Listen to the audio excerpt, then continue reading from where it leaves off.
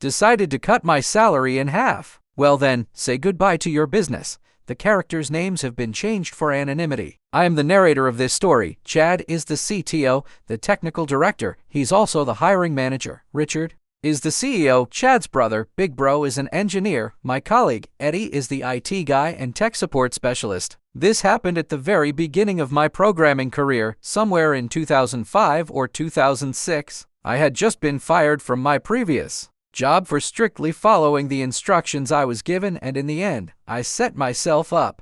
I was a young guy who had dropped out of college, and technically because of that, all my student loans were from banks and private companies, and the debts were due for payment. I was also still paying off the loan for my first car, a clunker, but mine. At the time of purchase, the previous owners had almost wrecked the car. It was 4 years old and had almost 320,000 kilometers on it when I bought it, and of course, rent and utilities. At my previous job, I was paid well below the market average, so I was living paycheck to paycheck even then, but I was too green a specialist to be picky. I lived near Los Angeles, and the cost of living there was such that I had to decide every month which bills to pay and which could wait. Specifically, I lived in San Pedro, a small and rather secluded town. After sending out my resume to all possible websites, I finally got a call from a startup. They seemed to like my resume and invited me for an in-person interview right away, without even a preliminary call. I was desperate, so I agreed. They gave me an address all the way in Woodland Hills. I go online. The commute is 55 minutes if there's no traffic, with traffic about an hour and 45 minutes one way, but I had no choice. No one else was responding to my resume, so I went. I arrive at the location, an almost empty office complex, 6-7 cars in a parking lot designed for at least 50. I go into the right building, call the number they gave me to announce my arrival. Chad appears, greets me with joy, as if I brought him a message from heaven, and leads me to the office. Note, besides us, there seems to be no one else in the building. He tells me about the company, says he wrote the software they sell himself, but it's not scalable and they need someone to rewrite it from scratch. We go through the whole interview ritual, and he immediately offers me the job. The salary is a little higher than at my previous place, so I figured it would be enough for gas. I accepted, we shook hands, and I was supposed to start on Monday. The red flag started from the very first minute of my arrival on Monday. First, they gave me a tour which consisted of showing me a 4x4 meter office that I was supposed to share with Chad and another engineer who was supposed to start the following Monday. I don't like it when someone can look over my shoulder. It makes me nervous. I ask why each engineer has two computers. Because where you'll be writing code, there's no internet access for security reasons. Note, this was pure paranoia. There was nothing in the software that required such secrecy, no government contracts or anything like that. Then they take me through the whole building, introducing me to Richard, the IT guy Eddie, and the sales and tech support team. They explain that half the team supports the current version of the application, 2 are trying to sell it to new clients, and 1 person is specifically assigned to sell the new version, the very one I haven't even started developing yet. I was young and foolish back then, but even I could see that this salesperson was probably already promising clients deadlines for when the product would be ready. It's a good thing you're starting now. We've already promised clients it'll be ready by June. Did I mention it's February now? So I just agreed to rewrite, test, and build an entire application from scratch in about 4 months, an application I've never even seen. After the tour, I get to work, going through a bunch of hurdles to install the software I need on the work machine and load the code. I start to dissect such a crappy code that I haven't encountered such horror since, and not a single comment in it. But before I can ask the CTO a single question, he says he's going to downtown LA to sell Lakers tickets and that he'll see me tomorrow. So I was left alone in the office with this horror, with a machine that had been completely castrated, and the only consolation was that I was at least working again. Let's fast forward a week. I've documented a large part of the code because no one did it before me, and the relationship between me and the boss is clearly not going well. He's angry that I haven't written anything significant, and I'm just freaking out because I'm trying to understand what specific code does, and the boss consistently leaves around noon to sell tickets or doesn't show up at all because he's hanging out somewhere chatting. When he is in the office, I show him my documentation and ask him to confirm or explain the meaning of the code snippets that make me react with a "what the hell?" By the end of the week, I had documented about 30% of the project on a wiki and started leaving after sunset to get more done, b avoid traffic, and c drive in a car that doesn't turn into an oven since the air conditioner didn't work. I barely managed to convince the CTO that this work was necessary so that the engineer who was supposed to start on Monday wouldn't have to go through the same hell I did. This would have made our work much more efficient. Monday comes and Big Bro arrives. I call him that because he was a much more experienced engineer than me. The first day is spent setting up his workspace, and then we go through my documentation together. He manages to answer questions that the CTO never bothered to answer, simply because the guy really knows his stuff, and I start to feel more confident. Over the next few weeks, Big Bro takes me under his wing, teaches me, and tells me where my ideas are good and where they could be better. If it weren't for him, I would have just gone crazy. I even started going on smoke breaks with him, even though I don't smoke, just to get some fresh air outside the office. We discussed the project, and we also became friends with Eddie, who entertained us with stories about the CTO and CEO. It turns out he went to school with him and only works with him because they pay him for what he considers a trivial job. April comes, I need to take a day off for a special occasion, and it falls on a Wednesday. I warned Chad about this when I was hired, and he was fine with it at the time. I remind him on April 2nd about the day off, and suddenly he's a different person. He starts throwing a tantrum, says he regrets hiring me, claims I don't have the skills I said I had, and that I'm not worth the money I'm being paid.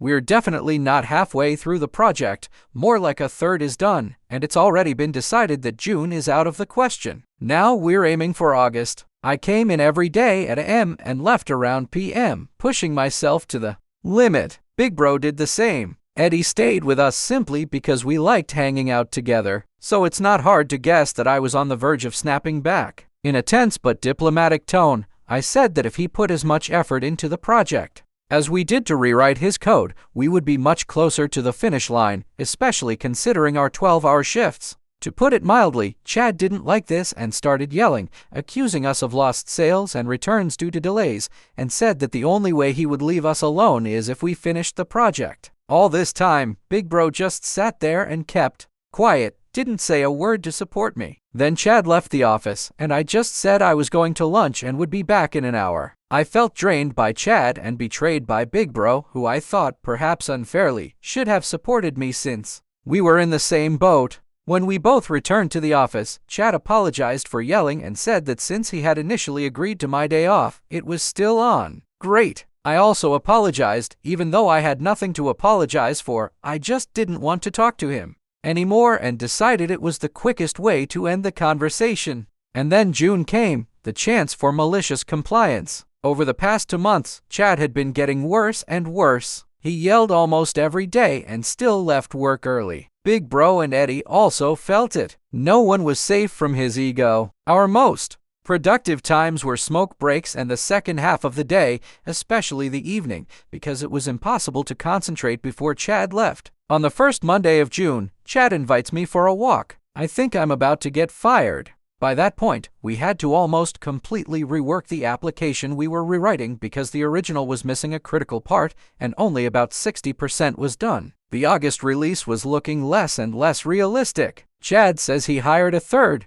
engineer, but to stay within budget and pay him, he's cutting my salary in half. I stop and just stare at him in complete shock. Are you serious? I ask. I can barely pay my bills and gas for the commute. If you cut my salary even a little, I just won't be able to live. At that moment, it didn't even occur to me that this would also reduce my productivity because it would take a lot of time to onboard the new guy, which was also a serious problem. Chad waves it off. That's not my problem. The problem is that you've already missed one deadline and it looks like you'll miss another one. If you don't like it, go find another job. The new guy starts in 2 weeks.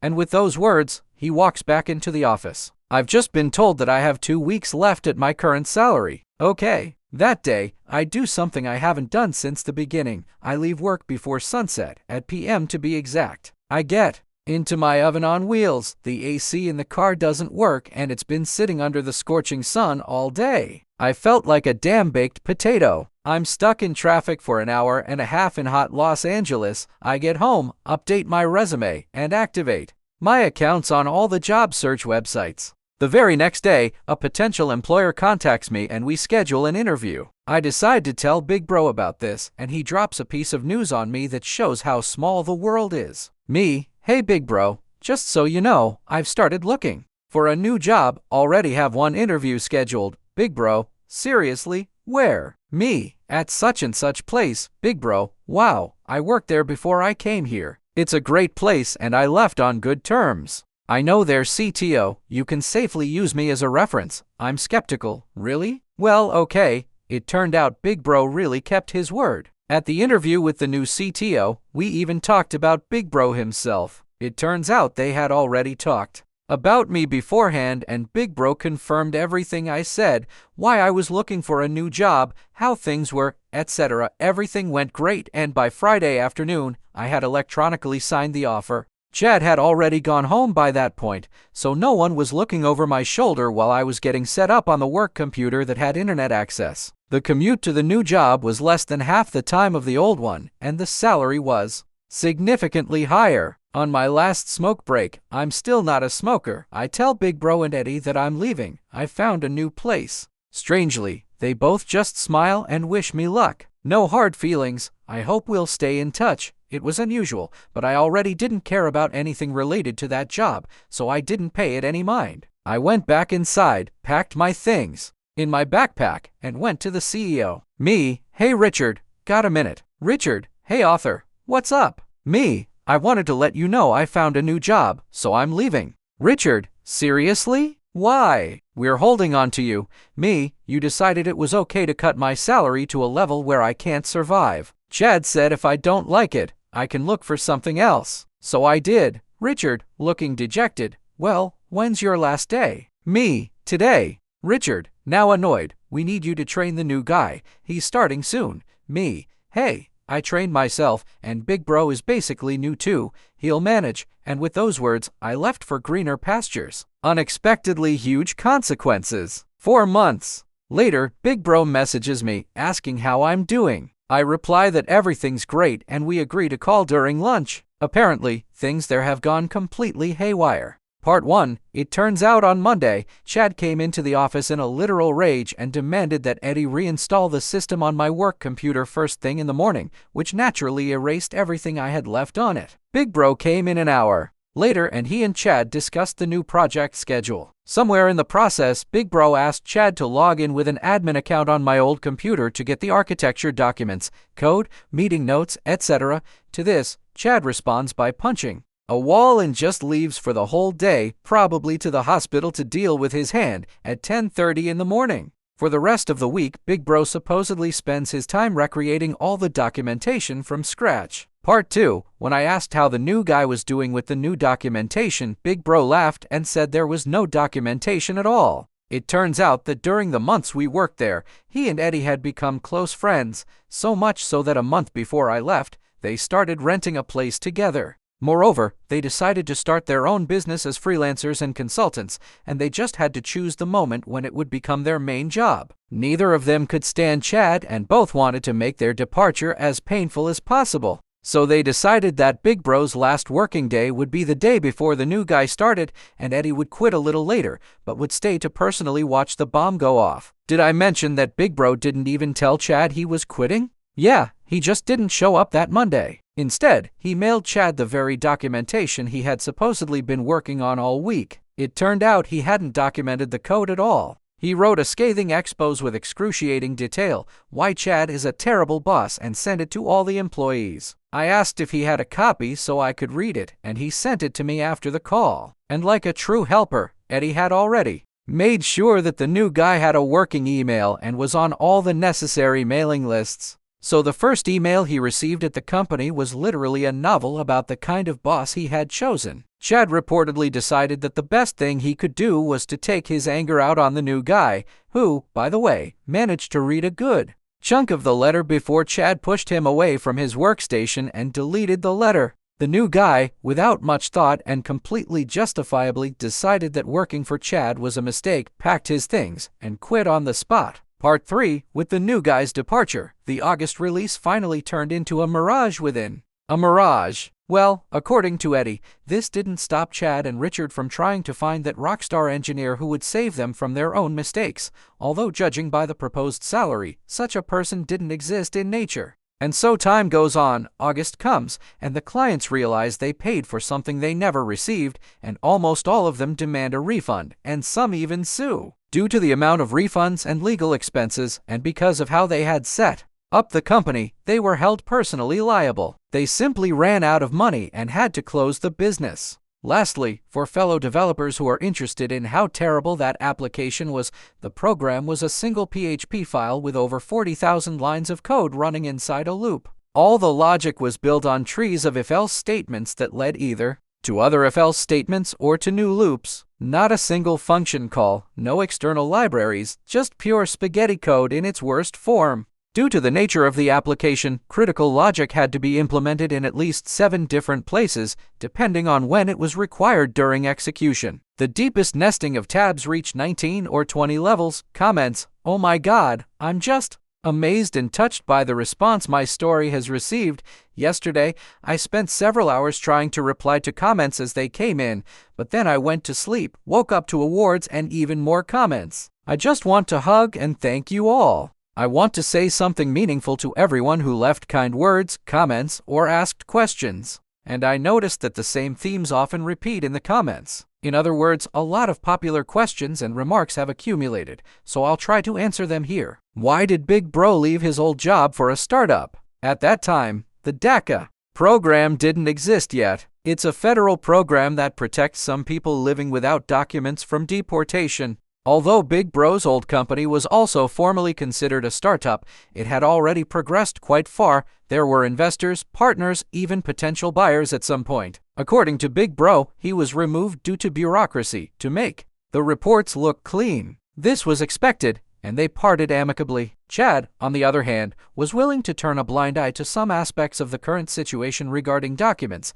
and as I suspect, because it allowed him to save on taxes. That's why, I think, he and Eddie ended up starting their own business. It was the best possible outcome for them. What did this application even do? I repeat, it wasn't a government contract or anything supernatural, but the niche was so narrow that if I describe half of it, it will be enough to identify all the participants. I don't want that, so unfortunately, I'll have to remain that guy who leaves everything too vague. Why did you stay so long? Why didn't you leave right away? I didn't leave for the first 2 months out of fear of not being able to pay my bills. I spent my lunch breaks on the phone, fending off collectors and arranging payment plans. And then I stayed almost exclusively to learn from Big Bro. He was a true professional and a treasure trove of knowledge. Why didn't you rewrite the code from scratch? Why not get the requirements from the boss and make a completely new application? First, this story is from the very beginning of my career, and at that time, I was very inexperienced. I wasn't a software architect yet. I was a college dropout who was just learning to be a professional programmer. Second, although I knew how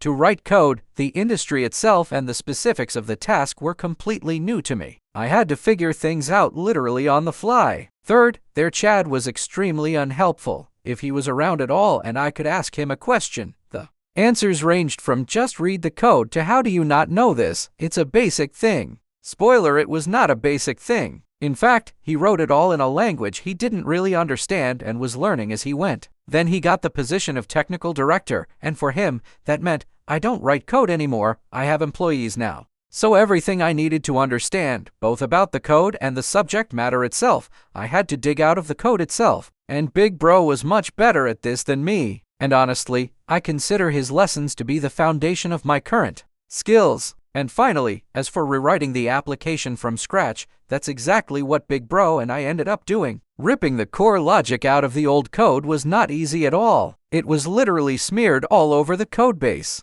Some functions were duplicated in different places with slight variations, depending on the conditions under which a particular part of the loop was executed. And you had to delve into each of these variations to understand what input and output data was expected. Writing the new version because of this turned into a living hell. That's why, somewhere in the middle of the road, when we realized that we had missed a critical piece of logic, we had to almost completely refactor everything we had written up to that point. Do you still have the letter? I want to read it. No, and even if I did, I wouldn't publish it for anonymity reasons, but it's easy to imagine what was in it. Imagine you're writing a letter to Chad and you start with the phrase, "Hey, I think you're a terrible boss. Here's a list of reasons why," and then point by point, you detail every mistake I described above, with dates, times, and a detailed explanation of why. It's all complete and so meticulously that it took almost a week to write the letter. Well, that's all. I'm waiting for your comments on everything you've heard. Thank you for watching this video to the end.